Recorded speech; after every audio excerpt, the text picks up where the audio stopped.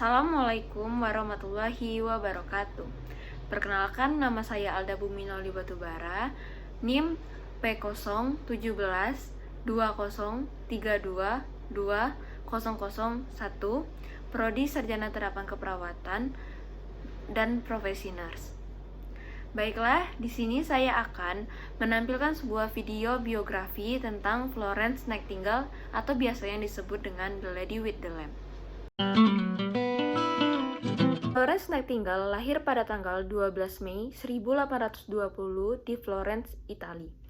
Lalu ia meninggal pada tanggal 13 Agustus 1910 di London, Inggris. Ia meninggal pada usia yang ke-90 tahun. Ia adalah seorang pelopor perawat, penulis, dan ahli statistik.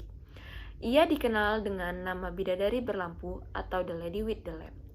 Atas jasanya yang tak kenal takut, mengumpulkan para korban perang pada masa perperangan di semenanjung Crimea, Rusia.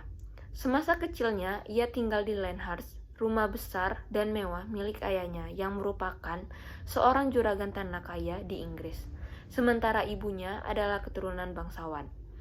Dan keluarga Nightingale adalah keluarga terpandang. Florence memiliki saudara perempuan yang bernama Partenope. Mereka tampak kontras karena Partenope hidup sesuai dengan martabatnya sebagai putri seorang tuan tanah. Pada tahun 1846, Florence mengunjungi Jerman dan mengenal lebih jauh tentang rumah sakit modern. Di sana, Florence terpesona akan komitmen dan kepedulian yang dipraktekkan oleh para birawati kepada pasien. Ia jatuh cinta pada pekerjaan sosial soal perawat dan pulang ke Inggris dengan membawa angan-angan tersebut. Pada tahun 1851, menginjak usia ke-31, Florence dilamar, namun lamaran itu pun ditolak karena pada tahun itu ia sudah membulatkan tekadnya untuk mengabdikan dirinya pada dunia keperawatan. Keinginannya ditentang keras oleh ibunya dan kakaknya. Hal ini dikarenakan pada masa itu di Inggris, perawat adalah pekerjaan hina dan lebih banyak laki-laki daripada perempuan sebagai perawat di Inggris. Pada masa itu juga, rumah sakit dianggap adalah tempat yang jorok. Perawat pada masa itu dihina karena perawat disamakan dengan wanita tunasusila atau buntut keluarga tentara yang miskin yang mengikuti kemana saja tentara pergi. Dan banyak pasien memperlakukan perawat dengan tidak sopan atau tidak senonoh. Perawat di masa itu lebih sering berfungsi sebagai tukang masak. Walaupun ayahnya setuju, Florence membaktikan diri untuk kemanusiaan, tetapi ia tidak setuju bila Florence menjadi perawat di rumah sakit. Namun, Florence bersikeras dan tetap pergi untuk mendapatkan pelatihan dan hingga bekerja di Jerman. Selain di Jerman, Florence juga pernah bekerja di rumah sakit untuk orang miskin di Prancis. Pada tahun 1854, berkobarlah perperangan di semenanjung Crimea. Tentara Inggris bersama tentara Prancis berhadapan dengan tentara Rusia. Banyak prajurit yang gugur dalam pertempuran. Tetapi yang menyedihkan lagi adalah tidak ada perawatan untuk prajurit-prajurit yang sakit dan luka-luka. Keadaan memuncak ketika seorang wartawan dalam tulisannya untuk Daily Time ia menuliskan dan bertanya, apakah Inggris tidak memiliki wanita yang mau mengabdikan dirinya dalam melakukan pekerjaan kemanusiaan yang mulia? Hati rakyat Inggris pun tergugah oleh tulisan tersebut. Florence merasa masanya telah tiba. Ia pun menulis surat kepada Menteri Penerangan saat itu untuk dapat bergabung menjadi sukarelawan. Florence adalah satu-satunya wanita yang mendaftarkan diri dan berangkat ke lokasi perang. Saat tiba di sana, kenyataan yang mereka hadapi lebih mengerikan daripada yang mereka bayangkan. Beberapa gadis sukarelawan terguncang jiwanya dan tidak dapat langsung bekerja karena cemas. Semua ruangan penuh sesak dengan prajurit-prajurit yang terluka dan beratus-ratus prajurit bergelimpangan di halaman luar, tanpa tempat berteduh dan tanpa ada yang merawat. Florence melakukan perubahan-perubahan penting.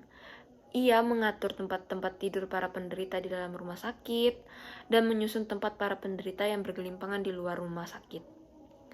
Penjagaan sangat dilakukan secara teliti, perawat dilakukan dengan cermat, perban diganti secara berkala, obat diberikan pada waktunya, kebersihan lingkungan terus ditingkatkan. Saat pertempuran dahsyat di luar kota telah berlalu, seorang bintara datang dan melaporkan kepada Florence bahwa dari kedua belah pihak, korban yang berjatuhan banyak sekali. Florence menanti rombongan pertama, tetapi ternyata hanya sedikit. Ia bertanya pada bintara tersebut, apa yang terjadi dengan korban lainnya? Bintara tersebut mengatakan bahwa korban selanjutnya harus menunggu sampai besok karena sudah terlanjur gelap.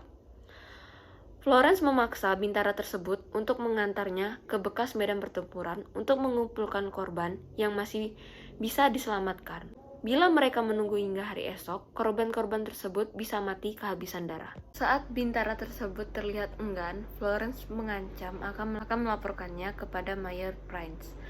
Berangkatlah mereka berenam ke bekas medan pertempuran, semuanya pria, hanya Florence satu-satunya wanita. Florence dengan berbekal lentera membalik dan memeriksa tubuh-tubuh yang bergelimpangan, membawa siapa saja yang masih hidup dan masih bisa diselamatkan, termasuk prajurit Rusia. Malam itu mereka kembali dengan membawa 15 prajurit, 12 prajurit Inggris, dan 3 prajurit Rusia. Semenjak saat itu, setiap terjadi pertempuran, pada malam harinya Florence berkeliling dengan lampu untuk mencari prajurit-prajurit yang masih hidup, dan mulailah ia terkenal sebagai bidadari berlampu yang menolong di gelap gulita atau The Lady with the Lamp. Banyak nyawa tertolong yang harusnya sudah meninggal. Selama Perang Crimea, Florence Nightingale mendapatkan nama bidadari berlampu.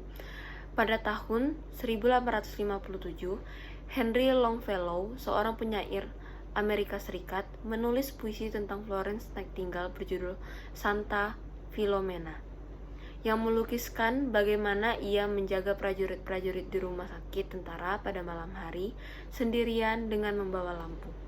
Namun, kerja keras Florence membersihkan rumah sakit tidak berpengaruh banyak pada jumlah kematian prajurit. Malah sebaliknya, angka kematian malah meningkat menjadi terbanyak dibanding rumah sakit lainnya di daerah tersebut. Pada masa musim dingin pertama, Florence berada di sana, sejumlah 4.077 prajurit meninggal di rumah sakit tersebut. Sebanyak 10 kali lipat prajurit malah meninggal karena penyakit seperti tipes, tifoid, kolera, dan disentri, dibandingkan dengan kematian akibat luka-luka saat perang. Kondisi di rumah sakit tersebut menjadi sangat fatal karena jumlah pasien melimpah lebih banyak dari yang mungkin bisa ditampung. Hal ini menyebabkan sistem pembuangan limbah dan ventilasi udara memburuk. Pada bulan Maret 1855, hampir 6 bulan setelah Florence Nightingale datang, Komisi Kebersihan Inggris datang dan memperbaiki sistem pembuangan limbah dan sirkulasi udara. Sejak saat itu, tingkat kematian menurun drastis. Florence tetap percaya saat itu bahwa tingkat kematian disebabkan oleh nutrisi yang kurang dari suplai makanan dan beratnya beban pekerjaan tentara. Pemikiran ini baru berubah saat Florence kembali ke Inggris dan mengumpulkan bukti di hadapan Komisi Kerajaan untuk Kesehatan Tentara Inggris. Akhirnya, ia diyakini bahwa saat itu para prajurit di rumah sakit meninggal akibat kondisi rumah sakit yang kotor dan memprihatinkan. Florence mendirikan sekolah perawat khusus untuk wanita yang pertama. Sekolah tersebut pun didirikan di lingkungan rumah sakit St. Thomas Hospital, London. Dunia kesehatan pun menyambut baik pembukaan sekolah tersebut. Pada saat dibuka, pada tanggal 9 Juli 1860, berpuluh-puluh gadis dari kalangan baik-baik mendaftarkan diri. Perjuangan Florence di semenanjung Crimea telah menghilangkan gambaran lama tentang perempuan perawat. Dengan didirikannya sekolah perawat tersebut, telah diletak dasar baru tentang perawat terdidik dan dimulailah masa baru dalam dunia perawatan orang sakit. Kini sekolah tersebut dinamakan Sekolah Perawat dan Kebidanan Florence Nightingale, yang merupakan bagian dari Akademi King College London. Pada tahun 1883, Florence dianugerahi medali Palang Merah Kerajaan atau The Royal Red Cross oleh Ratu Victoria. Pada tahun 1907, pada umurnya yang ke-87 tahun, Raja Inggris di hadapan beratus-ratus undangan menganugerahi Florence Nightingale dengan bintang jasa The Order of Merit, dan Florence Nightingale menjadi wanita pertama yang menerima bintang jasa ini. Pada tahun 1910, 1908, ia dianugerahkan Honorary Freedom of the City dari kota London. Pemerintahan juga mendirikan monumen Perang Crimea untuk menghormati perjuangannya. Florence diakui sebagai pelopor keperawatan modern dan terus semangat untuk mengembangkan keperawatan. Di antaranya, Florence juga menghidupkan kembali konsep penjagaan kebersihan rumah sakit dan kiat-kiat juru rawat yang hingga saat ini diterapkan dunia keperawatan dan rumah sakit di seluruh dunia. Dan Florence juga menuliskan sebuah buku yang berjudul Notes on Nursing. Sekian video singkat dari saya. Apabila ada kesalahan kata, saya mohon maaf. Dan semoga video saya ini bisa bermanfaat untuk semuanya. Dan saya akhiri video ini. Wassalamualaikum warahmatullahi wabarakatuh.